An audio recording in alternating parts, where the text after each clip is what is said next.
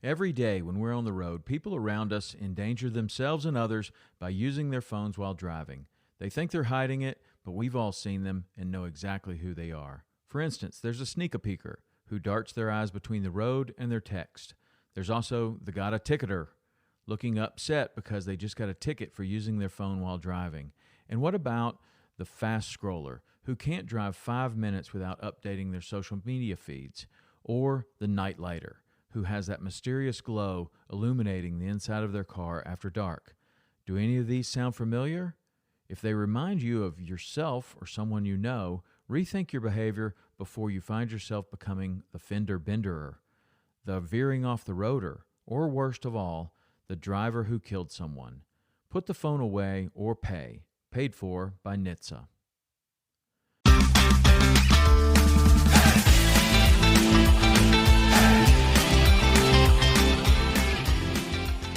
Hello and welcome to the Publicly Challenged Podcast. I'm your host, Luke Oswald, and I hope you join me on my quest for knowledge to become a better public land hunter, angler, and forager. Stick with this and who knows, maybe we will learn something together.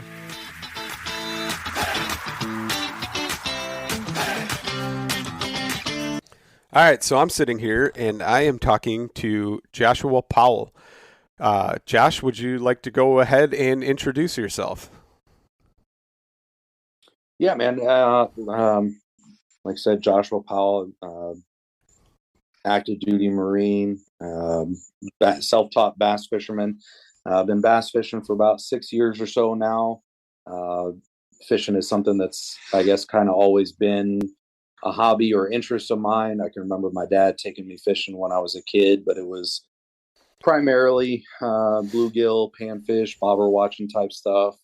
And then a couple of years ago, just kind of got the itch to pick up fishing again. And my wife finally bought me a fishing rod. And the bug just bit and took hold, and been doing it ever since. Absolutely love it.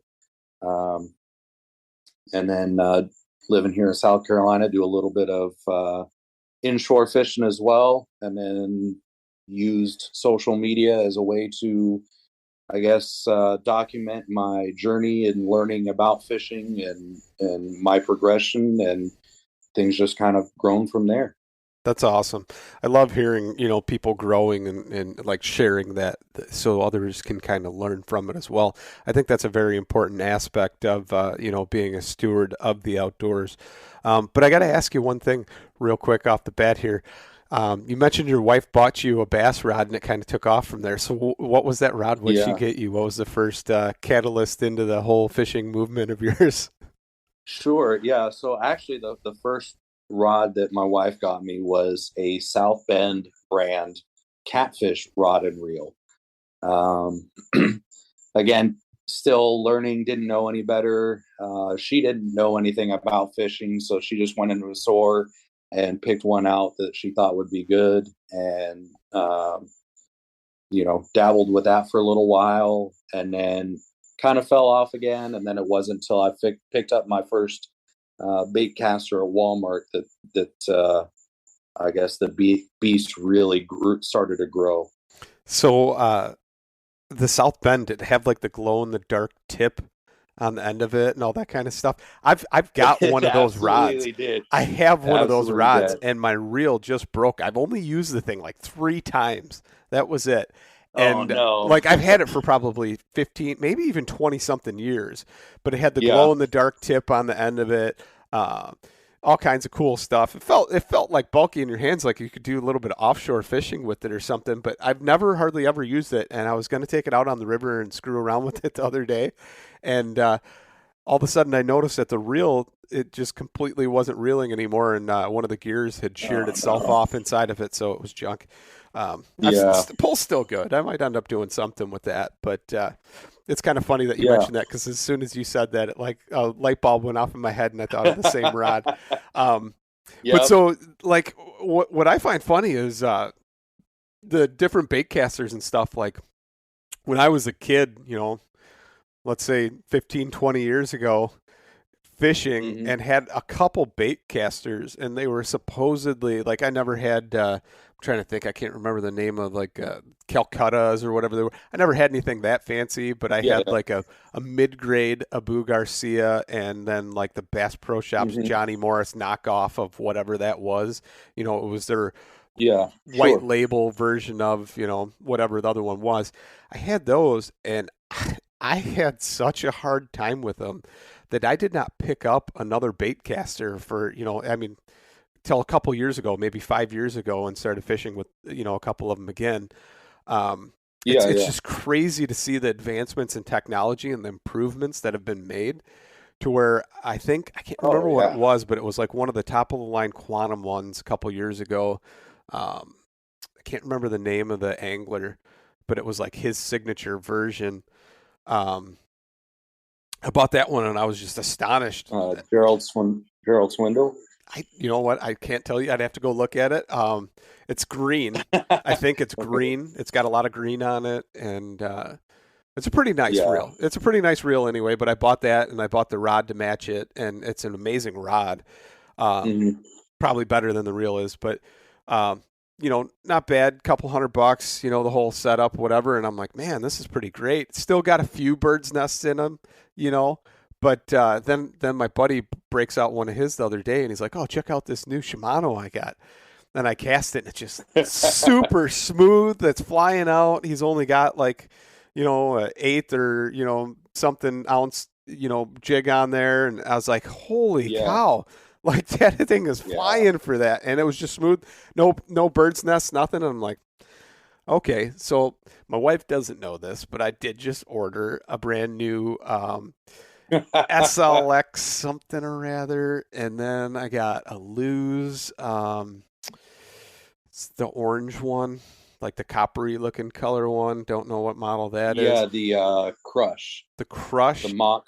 Yeah, the Mach Crush. Yes, and then I also got the Mach 2 coming with the rod as well. So I went a little crazy, but he's like, hey, man, my dad bought a Lose, and it was like even better. So so I got some stuff coming. I'm going to play around with a little bit more. You know, I'm getting back into the whole baitcaster revolution after I've realized how much they've come along in the past, and trying to get back in it. So it's always a good thing to talk to somebody that has quite a bit of knowledge and can even rattle off models to me. But so I kind of wanted to talk about, you know, getting into the basics of, you know, different applications for different rods and reels, along with like retrieval rates and stuff like that. So can you kind of start out and like just break down into the different applications, like what they are, and then we'll kind of dive into the weeds as far as reels and stuff like that. Yeah, sure. So as far as bait casters, the bait casters are super versatile, and they're my typical go-to rod and reels versus say like a spinning rod and reel. And they're all over the place. If I were to pick one that I could use for most stuff, I'd say probably a 7 foot to a 7'1" or 7'2" medium heavy rod, with probably a 6/8 to 1 gear ratio bait casting reel, maybe some 15 to 17 pound fluorocarbon. And you can do just about anything with that, from throwing spinner baits and chatter baits to a Texas rigged worm or creature bait jig, any of those, or even a paddle tail swim bait, stuff like that. And then if I'm going to start going application specific, you know, I like a softer rod for moving baits, so I'm going to look for more of a moderate action rod.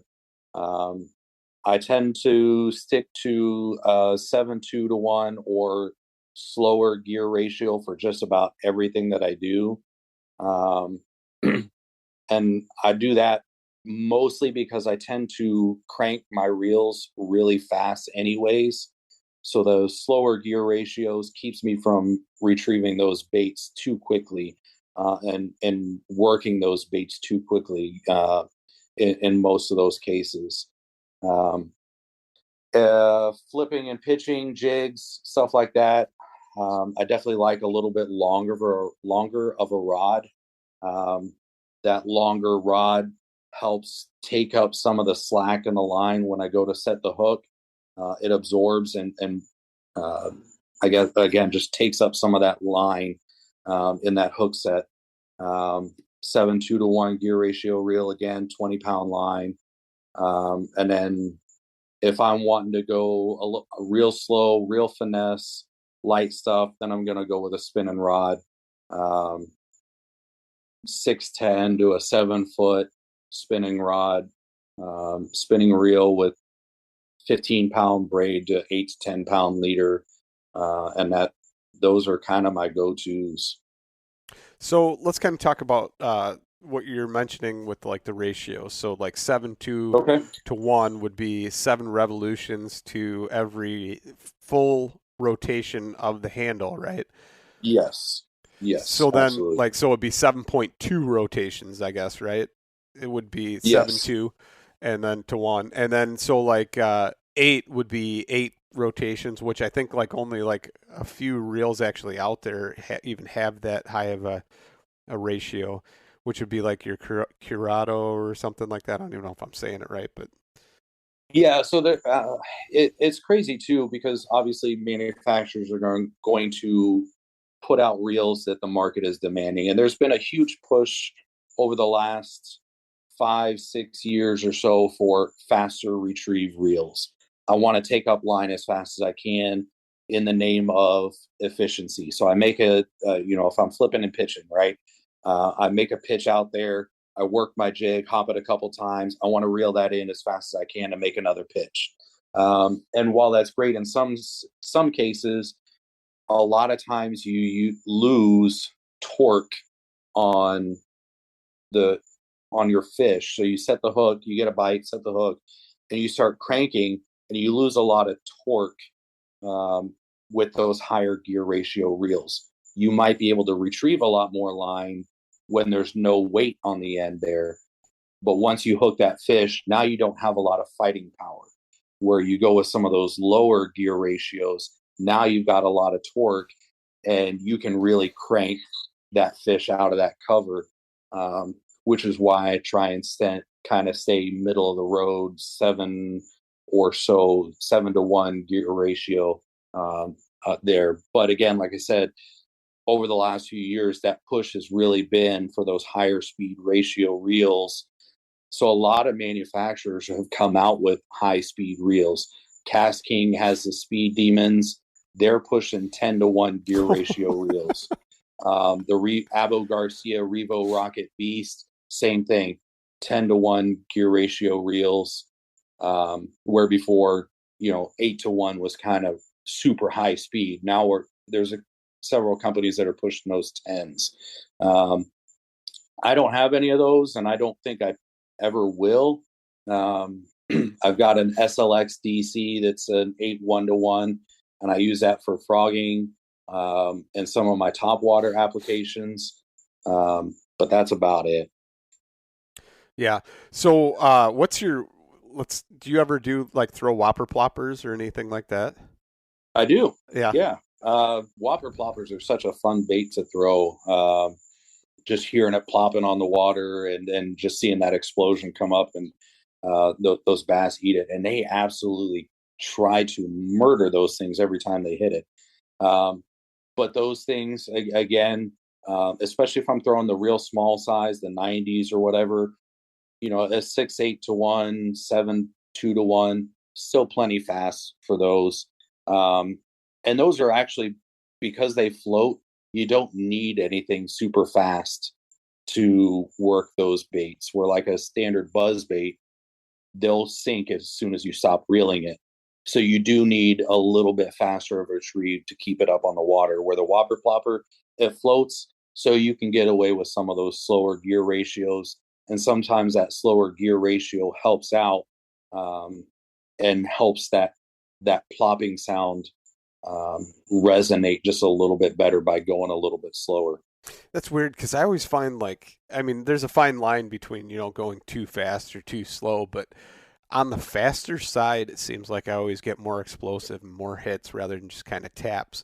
Like it seems like when it's going faster, there's seems like they put a lot more energy into it. Yeah.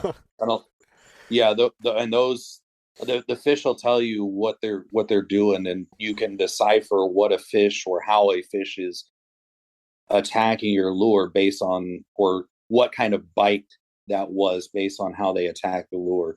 So those super aggressive bites, a lot of times it's not because they're hungry and they're trying to eat it. It's more of a reaction. What was that just went over my head? Or, hey, you're in my area, I need you to get away. And so they're going to react on it and strike it out of instinct, more out of, hey, this is something that I think is a good meal, let me eat it. And so a lot of times those topwater bites, that's what that is it's a reaction strike out of instinct. Get away from me, or I don't know what that was, but I'm going to strike at it just to kill it first, and then I'll investigate later. So what's your favorite kind of approach to try and fish for a bass? And then Ooh. And then after that we'll dive into another question, but just kind of sure. Like mine for sure is top water. I love watching those explosions, especially like a frog and having it just tap hopping over lily pads or something, and then not knowing if something's in there or not, and they just come right up through it and just slap it, or when they slap it up in the air and then jump, out of the water to hit it. That to me is like the most exciting, adrenaline pumping, and then just fighting them through all those, weeds trying to pull them out. Like for me, that gets me going. And what's weird is I only do it like maybe 2 times a year. You got that kind of small summertime window to where the heat's, and it starts cooling down in the evening, and it's like the perfect time to get them. Yeah. But, that to me, that's my most favorite thing to do, to try and just get a big largemouth just slamming it. Yeah. Oh my God. Frog fishing is so much fun. And I as much as I love fishing a frog, I don't think, like, if I had to pick one technique that I could fish and I know I'm going to get bites 90% of the time, and it holds a special place in my heart, is flipping and pitching. Close quarters combat with like a 7.4 to 7.6, medium heavy to heavy rod, 20-pound test fluorocarbon, and either a jig or a Texas rig, and just making those pitches super tight to cover, and just going up and down the bank, whether you can see or you can't see. I primarily fish dirty, muddy water. So 90% of the time I can't see the fish there, which in my mind that's what makes it fun, is because I don't know if a fish is there or not. So everything that I'm having to decipher under the water is all through feel. What is my line doing? I'm having to watch my line in the water. What can I feel with the jig? What can I feel in my rod, in my hand? I can feel when the bait hits bottom. I can feel when it's falling through cover, twigs, whatever, and then all of a sudden I feel the bait, feel the fish pick up that bait, or I don't feel anything at all, and all of a sudden my line is 2 feet to the right of where I pitched in. And hey, now it's game on. I reel down, set the hook, and they're fighting for their life. I'm fighting to get onto the boat. I mean, to me, that's just so much fun. So much fun. With that being said, I got a question for you. Do you have live scope yet? Sure. Do you got live scope on the boat? I do not. So you are fishing blind compared to that, because that is insane. Yeah. Yes. No. My boat is a little 12-foot plastic John boat, and that's all I have. I do have a Humminbird unit that's got side scan and down scan, but that's about it. So I don't have any of the fancy electronics. I don't have any of that.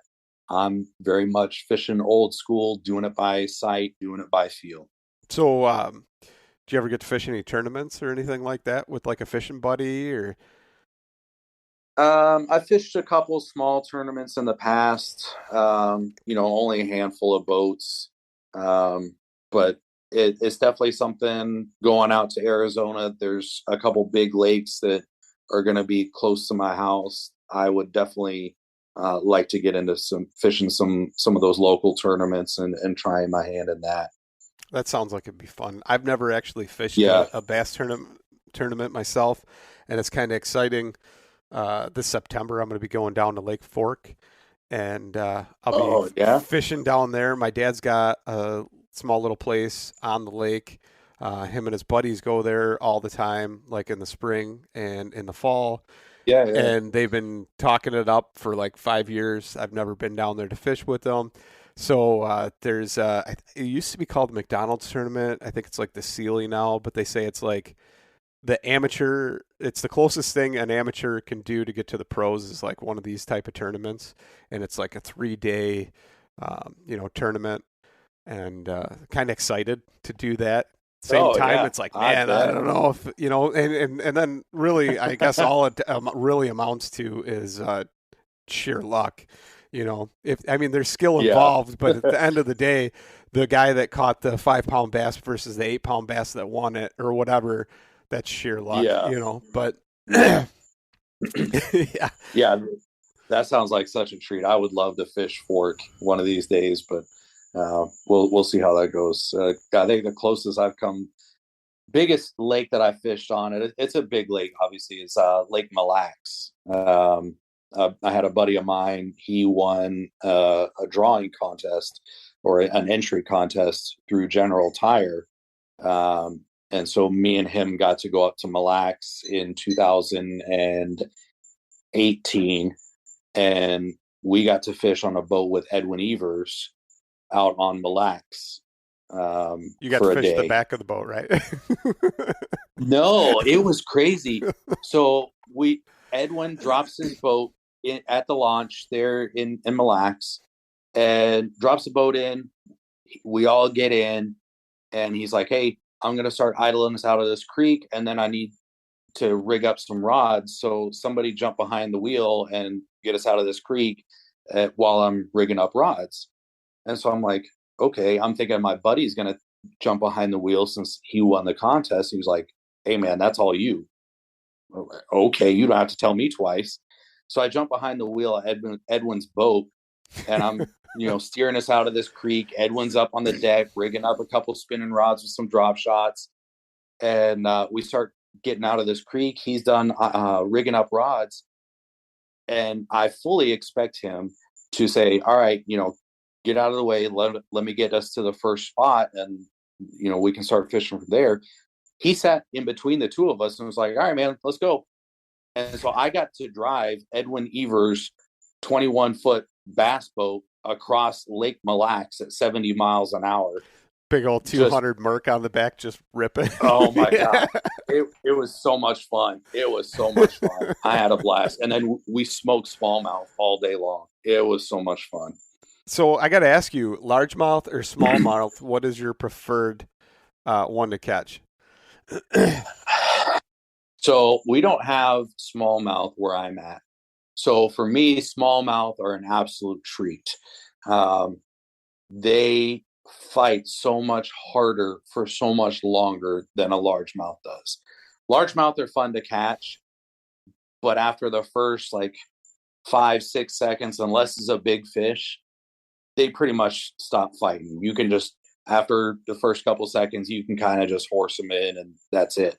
A smallmouth will fight all the way up to the side of the boat and then pull some more, and they just don't quit. So smallmouth are absolutely, if I had to choose one between the other, I would take smallmouth all day long. So I used to primarily fish largemouth, fish lakes and stuff like that, and and catch them. And it's like, to me, it gets old though. Like, unless it's a big fish, it just gets old because there isn't that fight. You know what I mean? And I can catch little 1 and 2 pounders all day long. And it's like, okay, but until you get that 4 or 5, 6 pounder, it's like, man, okay. So you're casting all day long just to try and get that fish. And then, when it never happens, you go home and you're like, well, that was kind of fun.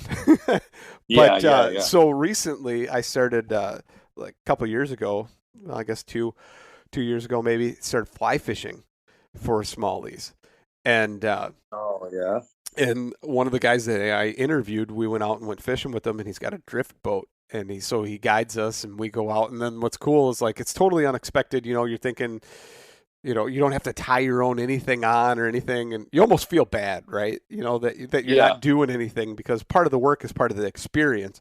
And I feel like a lot of people, if they only go out with a guide, they neglect that aspect of the outdoors, and then you don't get as much satisfaction out of it, because part of that satisfaction is the struggle to get to that point. But But anyway, it started doing that, and then it kind of set fire, and I ended up buying my own fly rod and wading out a couple times, and now I even wade in my creek a little bit, and instead of taking like a big heavyweight fly rod, I'll take like a trout rod, like a 5-weight rod, and 5-weight line. And the other day, I thought it was the coolest thing ever, because it was the first fish that I caught out of my creek in my backyard. After years of fine print contracts and getting ripped off by overpriced wireless providers, if we've learned anything, it's that there's always a catch. So when I heard that for a limited time, all Mint Mobile wireless plans are $15 a month when you purchase a 3-month plan, I thought, what's the catch? But after talking to them, it all made sense. There isn't one. Mint Mobile's secret sauce is that they sell wireless service online. They cut out the cost of retail stores and pass those sweet savings directly to you. All plans come with high-speed data and unlimited talk and text delivered on the nation's largest 5G network.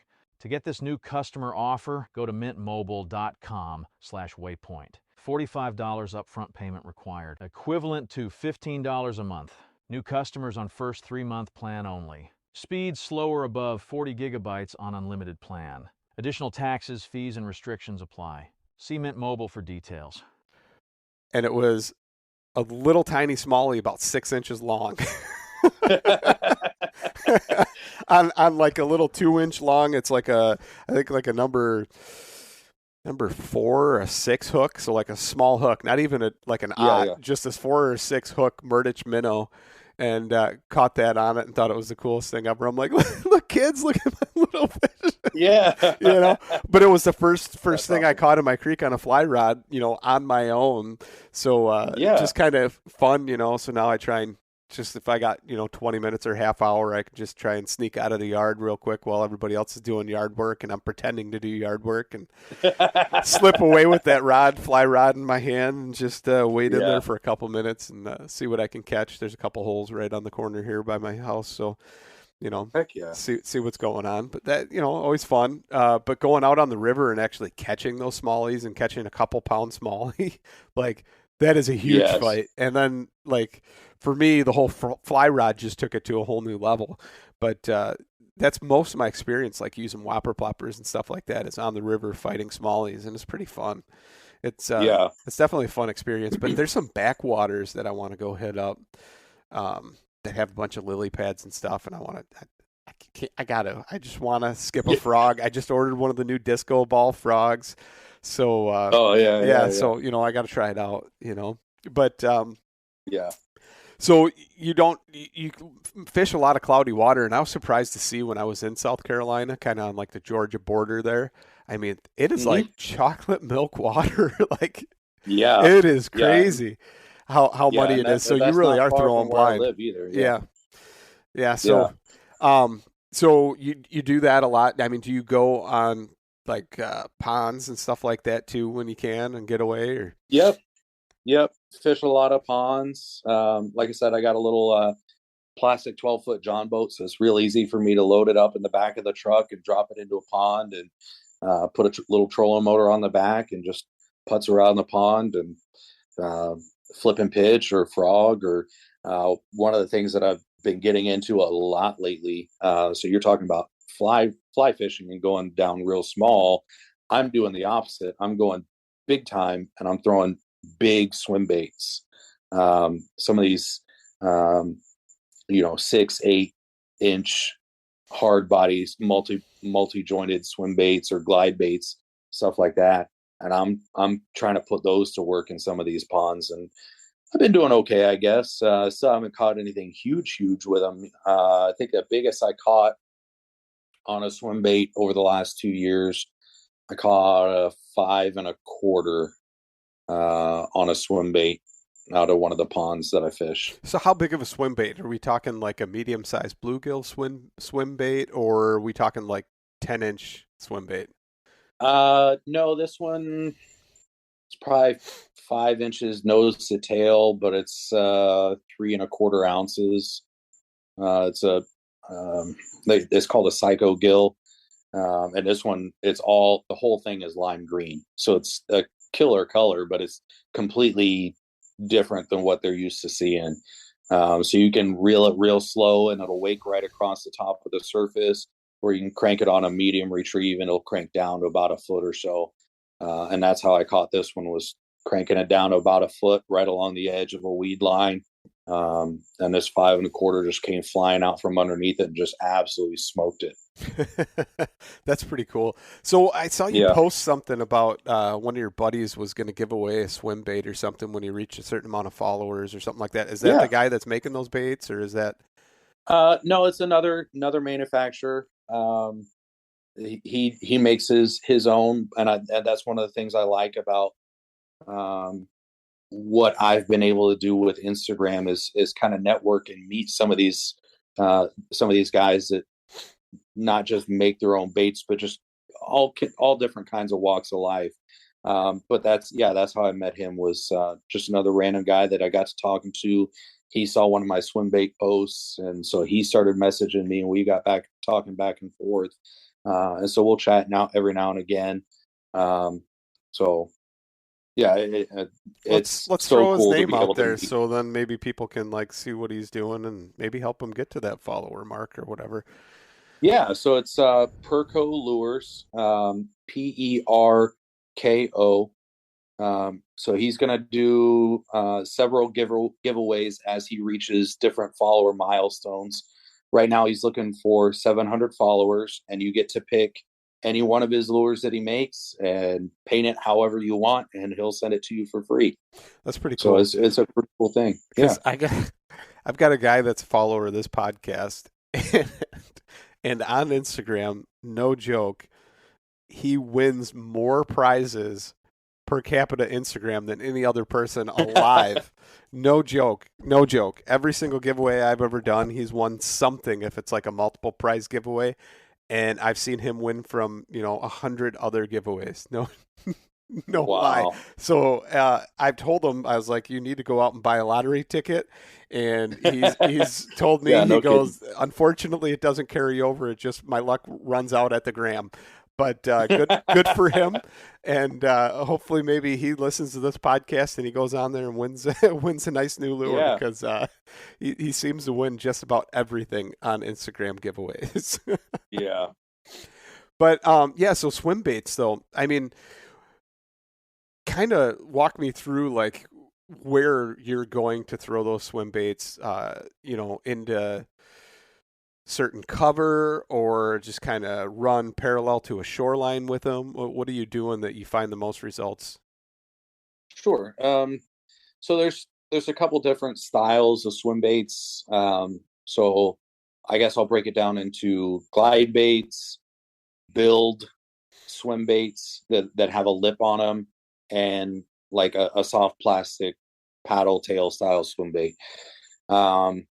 Glide baits are still something that I'm learning, and I have the least experience with, but those are going to be baits that I tend to throw more parallel to cover, or more open water type situations, something that I can kind of just make it swish back and forth, nice, easy motion, maybe use it almost as a search bait. A lot of times those big baits will have drawing power. The fish is going to come out, investigate. Even if they don't eat it, now I know there's a fish living on that log or under that fishing pier or whatever the case is. So that's kind of where I'm looking at for glide baits. The lipped swim baits are what I fish the most of. And I fish those primarily almost like I'm fishing a square bill crankbait. I'm going to throw them parallel to weed lines. I'm going to throw them into the middle of a reed patch. and try and draw something out that way, underneath the pier, along logs, anywhere that you would throw a square bill. I'm going to throw those lipped swim baits. And then the soft body paddle tail style, they're another kind of search bait kind of bait for me. I'm going to throw them out, and I'm just going to straight retrieve them, maybe bounce them along the bottom, give them a pause, let them sink for a little bit, and then start to retrieve again. They're a phenomenal bait during the winter when water gets cold. Fish sit on the bottom, throw it out, let it fall all the way down to the bottom, and then just crawl that thing as slow as you can, just enough to get it to move along the bottom. And a lot of times those cold lethargic bass will see that big 6 to 8 inch fish, or swim bait looking fish, creeping right along next to them, and it's just super easy for them to suck it in. They're thinking they're getting a big meal, and then you got them. So that's kind of where I fish those, or what I'm looking for those different kinds of swim baits. Man, so I feel like I'm a terrible angler now because I do not dedicate enough time. I don't ever fish cold water. I'm a fair weather angler because as soon as cooler weather comes around, it is time to climb in that tree and start chasing the whitetails. So it's like, yeah, I know I'm probably missing out on some good fishing, but it's like there's too many other things to chase to only do that. And it's unfortunate that, a lot of times my angling ends in like end of August, maybe middle of September, and that's it. Yeah. Well, it depends on where you live, though, too. So for me, being here in South Carolina, I mean, during the winter, it can cool down quite a bit, but it doesn't get so cold that the fishing stops. And unfortunately, I'm not in an area where I have the opportunity to hunt very much. So fishing is it's a natural thing for me to keep going all year long. If I were in an area where it got super cold and iced over during the winter, obviously the fishing would stop, and I'd probably be in the same boat. Buying a tree stand and putting it out in the woods somewhere. So, so I was just at my local bait shop talking to the gentleman who owns it the other day. It's always fun stopping in and talking to, the owners of the bait shop, and they got all the stories from all the different people and stuff. But he showed me a picture on his phone from over the winter. A guy caught an 8.5 pound largemouth through the ice. Oh my goodness. And he had to hold it at the hole until his buddy drilled another hole big enough to where they could get it out of the ice. Wow. And then took it out, took pictures with it, kept it in the water, kept it alive, cool enough temps, kept it lethargic, and they actually returned it back to, after they took it and kept it in some type of live well thing or a cooler or something, took it to the bait shop, took some pictures with it, and then actually released it back into the same body of water in which he took it out of. So really cool. Really cool. And now to know maybe that fish is still out there, and I happen to know the lake, that's a pretty cool experience to hopefully go after. But I could not believe it when I saw that. I was like, man, that is a tournament winner right there. Yeah, that and through the ice too. That's pretty incredible. I don't know what he caught it on.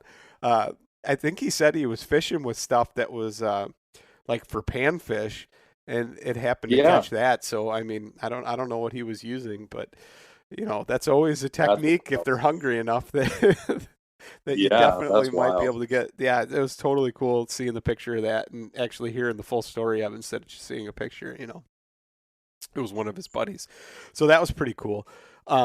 Yeah. But I got to ask you, if you could fish one lake on a bass boat, what would that lake be if you could choose? Oh man. That's, you mentioning Fork earlier keeps that lake in the forefront of my mind. But then I think about Okeechobee down in Florida, and I know they've got some. I mean, not that Fork doesn't have monsters, but I know Okeechobee's got double digits for days. Yeah. And then, I mean, you can fish just about any way you want to on Okeechobee and catch a double digit. You can punch mats, frog, deep crank, and you could catch a double. So I'd probably have to say Okeechobee. Nice.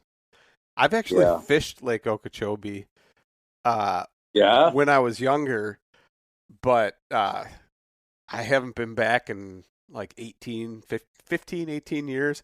And I remember I got a big old bird's nest, and that was kind of the end of my fishing for the day out there. And then it was strictly spin cast after that, so it kind of limited me to what I was doing out there. But I spent a day with my dad. I think he rented a boat or something because we were down visiting my grandma. But yeah, we fished Okeechobee, saw an alligator. It was pretty cool. Yeah. I'd love to fish Okeechobee. And like I said, I like flipping and pitching. So for me, that would probably be where I started. It would be doing some flipping and pitching, or pull out a punch rod, a 7-11 heavy, with some, heavy braid and 1.5 ounce tungsten weight with a 5/0 flipping hook, start punching some mats. So that would be super fun for me. So what's your go-to if all else fails, nothing's working, they're not biting on whatever? What's your go-to kind of lure? Because I'll give you an example. Like for mine, for a while there, I switched over from like the Senkos, like a Texas style rig, and I started using the Ned rig. And it was like the fish in my area hadn't really seen that a whole lot. Or I think the presentation was something that was new and different. And man, they would smoke it. And then the Ned was kind of my go-to, but the last like year or two, it seems like that's not on fire anymore. And I started switching over to like wacky and using more whopper ploppers. And it seems like now all of a sudden that's the hot thing that they're hitting. So what's kind of your go-to for the moment that's like your tried and true?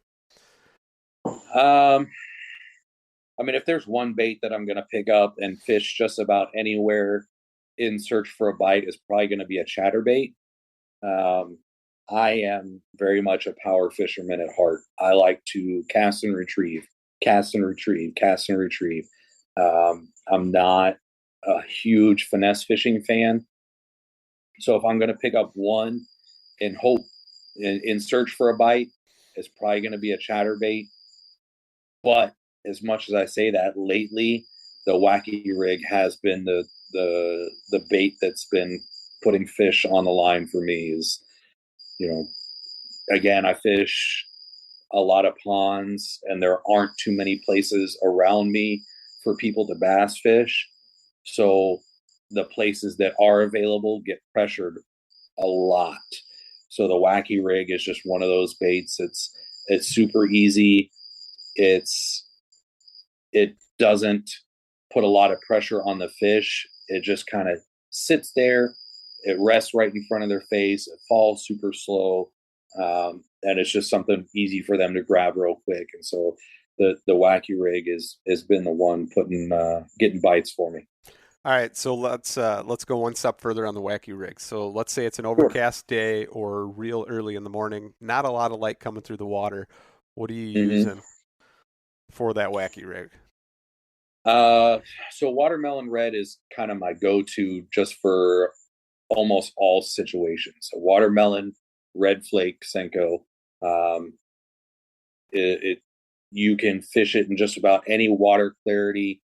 It's got enough color that it will stand out in just about any water clarity, but it's also natural enough that in clearer waters, it's not so what's the word I'm looking for? It's not so wild that it's not unnatural of a color that they won't eat it. So I saw something, and I've kind of found that just a little bit. So like the watermelon or something like that, like a Senko, and that's kind of my go-to too, is either like the pumpkin with the watermelon, like the combo, or the watermelon with the flake in it. Sometimes I go with like silver flake, just like toned down a little bit. But I've also found that like if you get some more obscure different brands that are putting out stuff to where they have like just a white tip on them, a white tip with like that watermelon, it seems like that gets more hits than the other one. And I don't know if it's just like it adds just that little bit of flair to it or something, or it has, like it gives it a different like approach or color when it's in the water. But I found that kind of lately has been getting more hits, and I don't have that many packs of them, so it's like when you use them, it's kind of like, okay, I'm going to need to get more of them or whatever. But it's like local guys that are making them that I found that kind of are doing some of that stuff. And that seems to be really good. And then, so let's talk about like, a lot more sun coming through the water. You need something to kind of cut through a little bit more. What are you going with, like a neon, like a chartreuse or something like that? Honestly, like I said, my wacky rig colors are very, very limited. If I'm fishing straight chocolate milk, then I'll go with like a black and blue or an Okeechobee craw kind of color. But 90% of the time, I'm throwing on a watermelon red flake. It doesn't matter the conditions. Watermelon red flake almost always gets bites for me. Doesn't matter if it's overcast, if it's sunny, if I've got 3 inches of visibility or 6 inches to a foot. Watermelon red, just it gets me bit. I've caught them on some more obscure colors. What are some colors I've used in the past? I've used Strike King has like red, yellow, and black swirl color that I think they call sweet tater pie, and I've used those before, and that's got bit for me. But my Senkos, I generally keep those really, really simple. Green pumpkin, or that watermelon red. And it's funny because I have them and I've never caught anything on it, and I'm hoping one day the right scenario will present itself to where I can throw them, and I throw them all the time. Well, not all the time, but if nothing else is biting on, like your traditional Senko colors and stuff like that, I have some bubble gum with like chartreuse in it. And I throw those, and I've never caught anything on it. But I'm hoping one of these days that's going to be the ticket, the bubblegum chartreuse. But it's funny too, because everybody always swears by a pink bubblegum floating worm. I've heard, even pros, Gerald Swindell, Mike Iaconelli, some of these other guys talk about the pink bubblegum floating worm, on a weightless rig, throw it on spin and tackle, and it just gets bit. And I have never in my life caught a fish on anything pink. Never. I think they tell people that, so they'll continue to do that, and they fish with other colors, therefore winning tournaments. It's kind of like the Trojan horse effect there. Yeah, reverse psychology. Yeah, doing that a little bit. Yeah, oh man, they told me to use it. I'm going to use it, and then it doesn't work at all. Yeah, well, in general, that's half of the fishing industry right there, is just somebody willing to say whatever the brand is wanting them to say just for the sake of making a few bucks.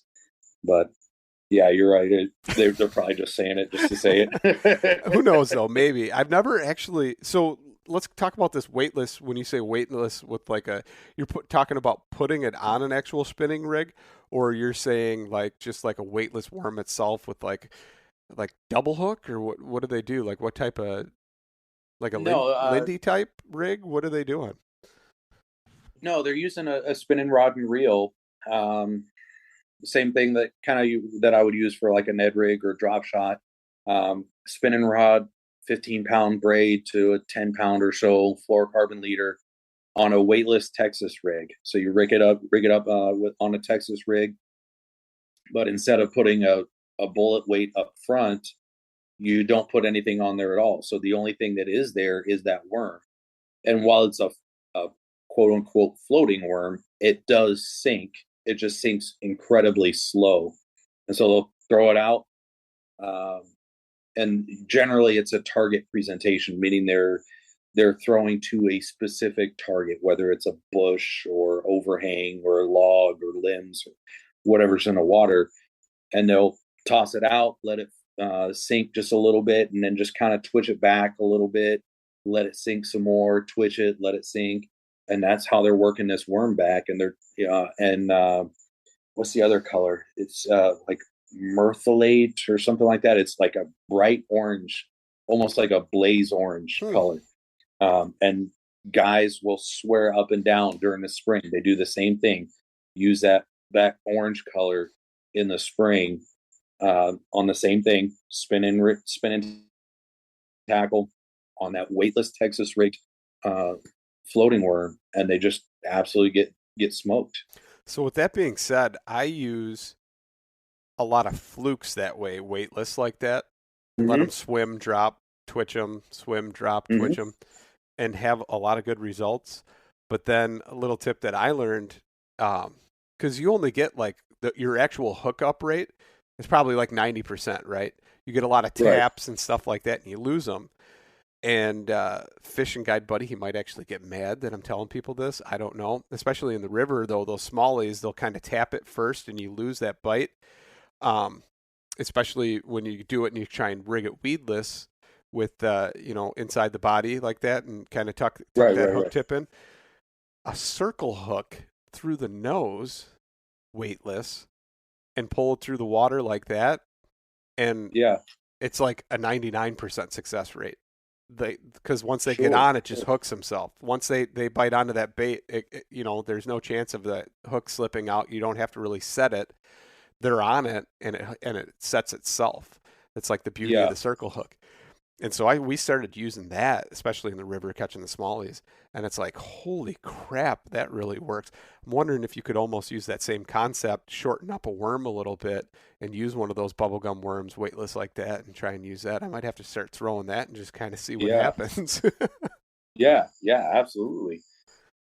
Yeah, another technique that I've seen going around for the weightless flukes, and I'm sure would transfer to those weightless those floating worms too, is using treble hook as a stinger hook. So instead of or you take the treble hook and you run the hook of your worm hook, you run the point of your worm hook through the eye of the treble hook, and then you rig up your worm so that treble hook is hanging down in the bend of your worm hook. And then you can take one of the hook points of the treble and hook it into the plastic of your fluke or your worm or whatever the case is. And now you've got your hook point for your worm hook on top of the bait in a traditional weightless Texas rig. But then you've got the additional treble hook hanging down underneath the bait. So regardless of how they get it, they're getting essentially 3 hook points in their mouth at some point. And your hookup ratio increases incredibly that way too. Wow. Yeah, that's pretty good. I've seen another one that's kind of similar, and it's always looked kind of hokey, and it's been around for a long time. And they have some of those bubblegum colors and stuff, and it almost makes me want to start throwing one now just to kind of see after we've been talking about it. But it's got like a leader so it's got a hook in the very front, like you would hook like a Texas style rig worm, but it's not like an offset shank hook. It kind of just goes through there and it sticks out. And then it's got, from there, it's like a leader that's on it. And I believe it's got another hook and like a treble hook towards the back. So it's like got like anywhere it hits it, it'll hook up to it. But kind of makes me, after you kind of mentioned that, just want to try that. I've always looked at it and gone, man, that's kind of hokey. It seems like a lot going on there for something like that. But who knows? Maybe it works, and that's why it's been around so long. So yeah. So it's been good talking to you, Joshua, and we could probably talk fishing forever. But kind of before we go, let's kind of tell everybody where they can find you, find your content. I know you got some content on YouTube and some other stuff, so let's kind of give them all the social media points and all that stuff so they can follow you and kind of see what you're doing.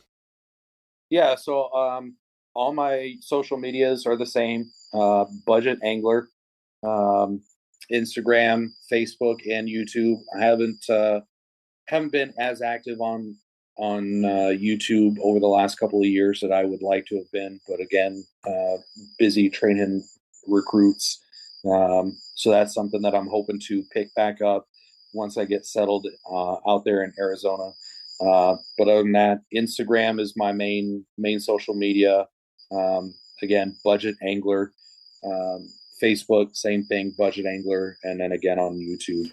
Now, YouTube is not just Budget Angler. It's like Budget Angler, all one word, or like an underscore on there or something, because I did find a guy in the UK, I believe, that is like Budget Space Angler. Yeah. Yeah, mine's all one word, no spaces, punctuation, nothing like that. It's all just Budget Angler, one word. Okay. All right. So it's been good talking to you, and I appreciate you coming on. Thank you so much. Yeah, I appreciate the invite, man. It was great talking to you, and I absolutely enjoyed myself. So do you want to do a DI sign off or no? No, I think I'll pass. All right. I appreciate it. Yeah.